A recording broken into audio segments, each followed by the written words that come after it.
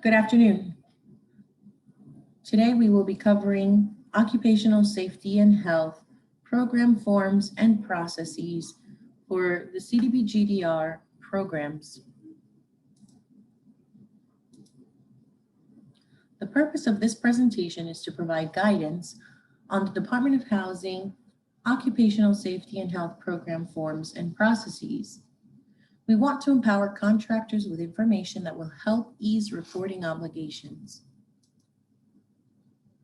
Roles and responsibilities. The Puerto Rico Department of Housing has the obligation to provide policy guidance related to occupational safety and health standards. Those documents can be found online. They are also available to provide templates and forms that will help achieve compliance and the documentation of that compliance. Review monthly submissions. The Department of Housing will review monthly submissions to access ongoing compliance with safety and make any recommendations for changes as needed. On-site audits. The Department of Housing will need to conduct on-site audits for the projects as part of the Department of Housing's oversight responsibilities. Roles and responsibilities for contractors or subrecipients. Contractors and subrecipients should implement safety policies that include both OSHA standards and those required by PRDOH in the OSH policy document. Conducting initial orientations. Contractors and subrecipients should conduct these with field staff to ensure the requirements and processes for safety are known before personnel are placed in the field. Initial documents and submission of reports. Subrecipients and contractors will need to submit initial documents and reports to verify that they are completing the activities outlined in safety policies. And on-site audits. Contractors and subrecipients should coordinate with the Department of Housing for conducting on-site audits. The Occupational Safe and Healthy Policy Guide. This Department of Housing document is available in both English and Spanish. You can use the links on the slide to access the document. Contractors and subrecipients are expected to follow the guidance that is within the OSH policy guide. Initial document submission. Part of your compliance with the Department of Housing includes the submission of several initial documents. The Safety and Health Plan, the Accident Response Plan, the Job Hazard Analysis, emergency plans, including hurricane, earthquake, and COVID, evacuation plan, OSHA 300A plans, electrical safety procedures, rigging plans, and any other amended documents from this list should also be submitted. Use the link on the slide to submit your initial documents or amended documents. Initial document submission. Documents should be submitted to the Department of Housing form that you can see on the screen. The screenshot shows the type of information that you will be requested when submitting those documents. You're expected to put in the date, the name of the contractor, the person submitting the information, email of the person, and whether those documents are a first-time submission or whether they're amended documents. You can also include any additional comments that you would like to flag. And finally, the function, using the browse or drag and drop, you can attach those documents to the form. If you would like to receive a copy of your submission, you should provide your email and hit the submit button. Initial OSH orientations. Every individual whose duties require them to work at a construction worksite or access construction work sites on a regular basis are required to undergo safety orientation and training prior to admitting to any work site. All personnel who attend an orientation should be provided a marker, whether that's a sticker decal or, in our case, a certificate that is easily verifiable in the field. Construction manager should create these certificates and maintain a log of all employees who receive those certificates. Initial orientations should be logged using the form and using the link that you can access through the slide. The screenshot of that form shows the type of information that we will be collecting when you submit your information about that initial orientation.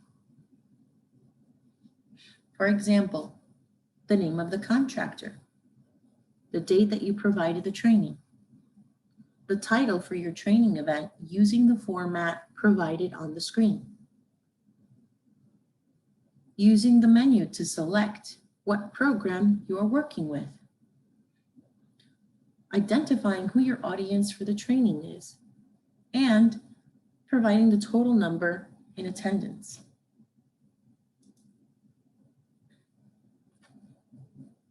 Finally, you should use the file upload or the browse files function to upload the following materials: a copy of the PowerPoint presentation you used, copies of your signed attendance sheets, 1 or 2 photos of the event, and a copy of your RSVP list.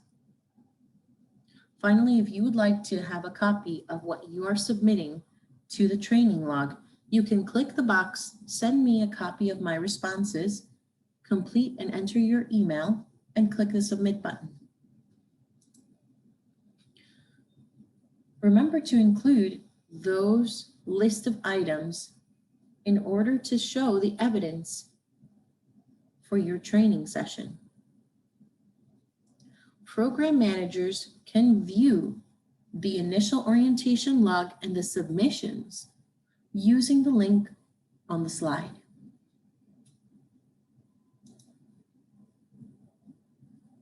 Construction managers should be providing certificates and making available the logs with other construction managers for verification.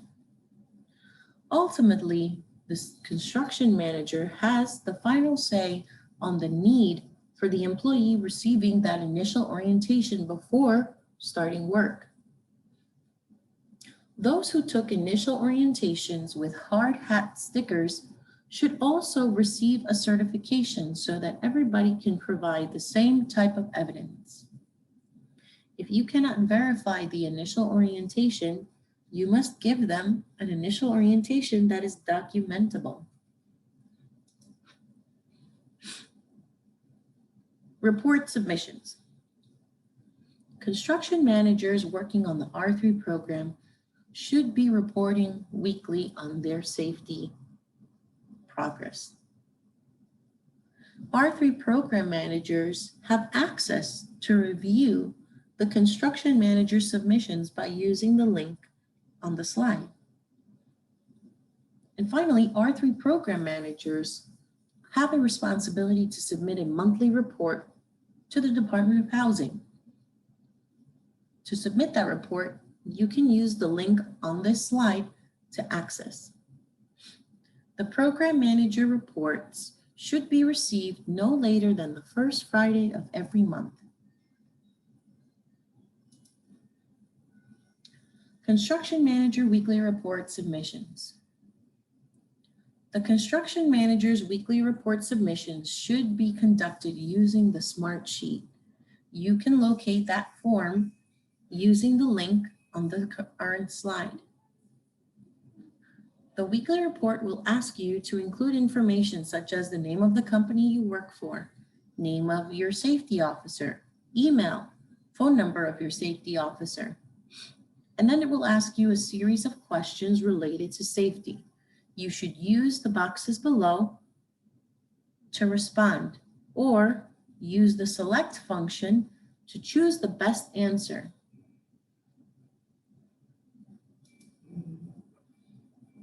Continuing with the safety report for construction managers, it will be asking you questions such as, whether you have verified all your field staff, including whether your subcontractor field staff have been provided proper PPE. You should use the drop-down menu to indicate all on-site conditions that you have verified in your job sites this past week.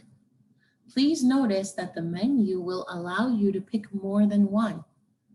That question uses a multi-select function. It continues by asking different questions related to the types of verifications or corrections that you have made on your different job sites. It also asks about the top 5 areas of non-compliance that you have addressed with your staff or subcontractor staff. It also asks questions related to the safety orientations that you are continually performing. It asks you to confirm all attendees have been receiving an OSH certificate. It also asks about how many incidents or accidents have occurred in the past week. And it asks you to verify the following list of action items for any of the reported incidents. Please note that that menu contains a function for not applicable or no events to report. The last question is specifically for how you are addressing any deficiencies that have been noted by your program manager. You should indicate all corrective actions being taken to ensure compliance. Finally, you can use the file upload function and either drag and drop or browse files so that you can include any photos of your on-site visits, specifically ones where you performed corrective actions to resolve any open non-compliance items, and so forth.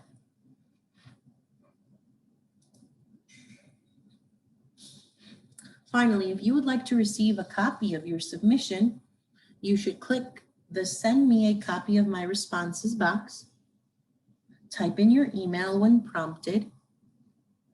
Please be sure that you are responsible for providing your correct email. If you mistype your email, you may not receive the confirmation. Finally, you should hit the Submit button.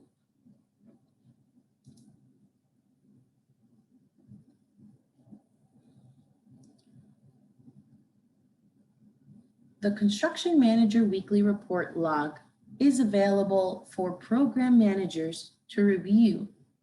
Program managers can access this log by using the link in the slide to navigate to the location. Once you are inside Smartsheet, you will be able to see the submissions of those safety reports. Those safety reports will show in each of the following rows.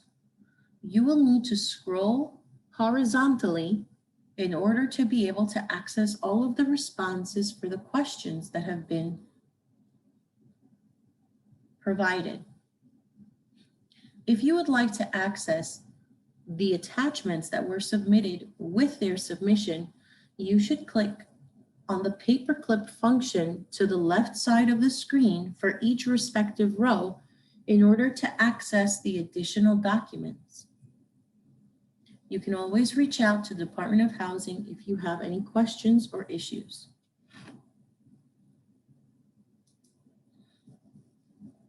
Let's turn over to the Program Manager's monthly report. This report is required only for program managers working in the R3 program. Program managers can access that monthly report submission using the link on the slide. The Program Manager report is a summary report covering the day-to-day oversight and week-to-week oversight program managers are performing with construction managers. The types of questions that you will be asked on your monthly report are summary questions. The first page of questions asks you to include the name of the company, name of the safety officer, phone number, email of the safety officer. You will be asked to enter the total number of job sites that your assigned construction managers have worked on in the past month. The following question asks you how many of those job sites have you visited in the last month? Your response should be a numerical response.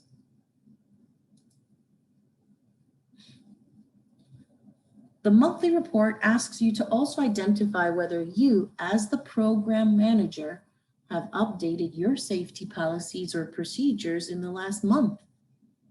Use the yes or no buttons to select the correct response. It also asks you, using a bunch of functions from multi-select menus, to identify if your construction managers and their subcontractors are following safety policies, procedures, emergency plans, and so forth.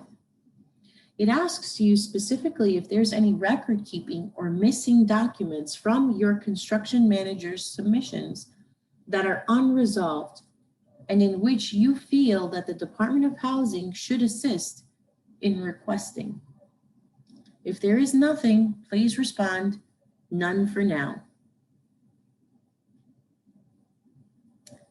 The next set of questions asks you to verify OSH standards during your on-site visits. Note that some of these questions have a multi-select function, meaning that you can choose more than one of the conditions from the drop-down menus. The form also asks whether the CM or subcontractor job site employees are in compliance with PPE. It asks whether you verified the certificates of operators. It also asks if you verified the legal status of employees working in the field.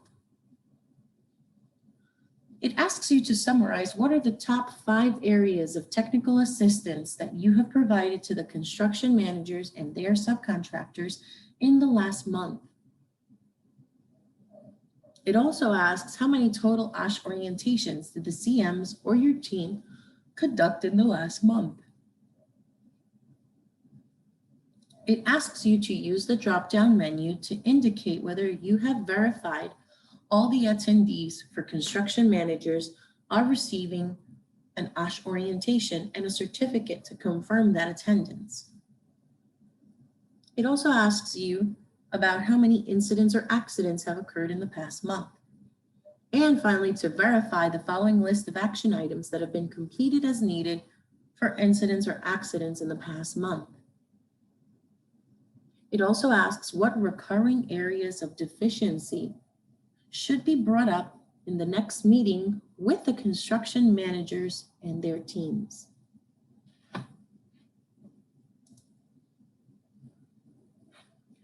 The last part of the program manager's monthly report includes uploading files to support the safety summaries, trainings information, if you have revised your policies and procedures, and any other supporting evidence that you are using in your day-to-day to substantiate the report that you are providing to the Department of Housing. If you would like to receive a copy of your response and your submission of this form, you can click on the Send Me a Copy of My Responses button, and when prompted, you will be asked to include your email. Please note that it is your responsibility to correctly include your email address. If you mistype your email address, you may not receive the confirmation. Finally, you should hit the Submit button.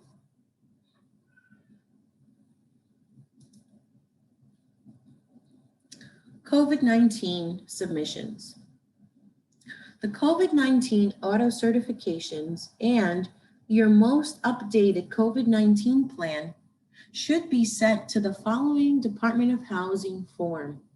You can use the link on the slide to access that form. Please remember to check that your latest COVID-19 plan has the latest information available from the CDC and from OSHA. There are 6 areas of additional information that should be included and present in your COVID-19 plans. Cleaning and disinfection. The CDC has additional guidance that has come out in recent months related to cleaning and disinfection. Those links are provided in the slide. Contact tracing and monitoring symptoms of staff. There is additional guidance from the CDC, which you can locate using the link on the slide. Ensuring staff are tested prior to returning to work when needed. The CDC provides guidance on testing. Consulting the resources for OSHA guidance on COVID-19 that are available using the link on the slide. Recording the event using the guidance from OSHA found in the link. And using the OSHA webpage for frequently asked COVID-19 questions for employers and any other additional resources that are located in that OSHA webpage. Incident or accident reporting.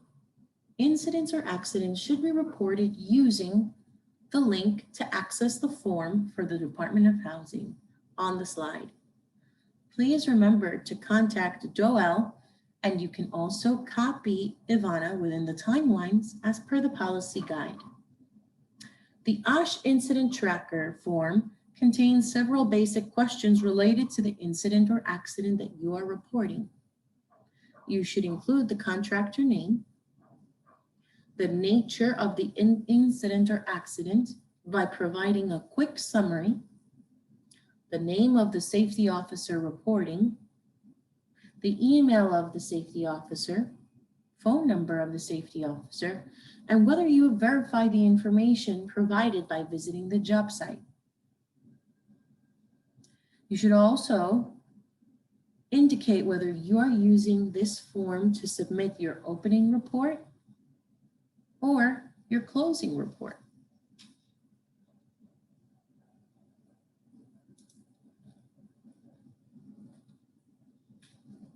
You should also identify if the event will be recorded in the OSHA 300 log.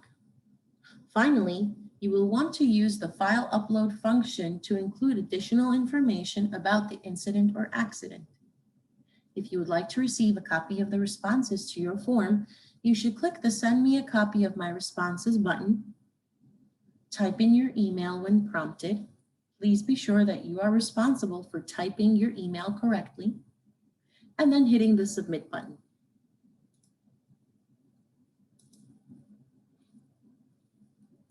Specifically for COVID-19 incidents or outbreaks, the Department of Housing would like to receive an opening report that will discuss those 6 areas that we indicated in a previous slide.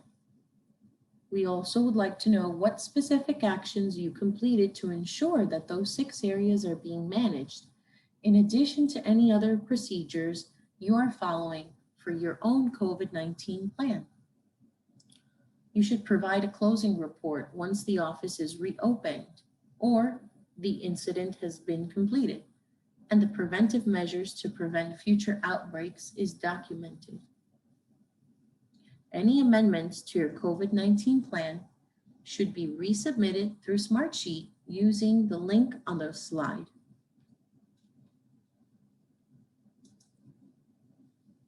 Non-compliance notifications. Program managers have discretion to recommend that the Department of Housing issue a non-compliance notification. This non-compliance notification may take place when there are repeated violations to safety standards on the Department of Housing CDBG-DR funded projects. Program managers will use the template to draft and identify what the non-compliance areas are, and they will be citing the respective regulations. PRDOH will review this drafted form and will provide the go-ahead for the form to be sent to the Construction Manager Safety Officer via email. The notification will flag areas of repeated noncompliance and make recommendations for corrective actions. Construction managers must reply to the noncompliance notification with evidence of how they will resolve the repeated noncompliance. Those notification responses should be submitted to the link on this slide.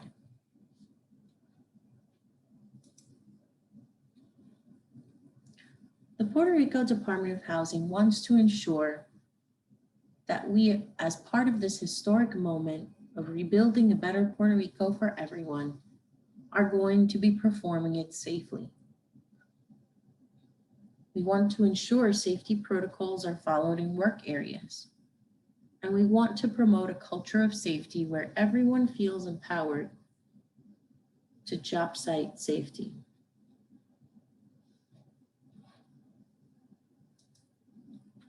Thank you for attending today's orientation. We hope you found the material helpful.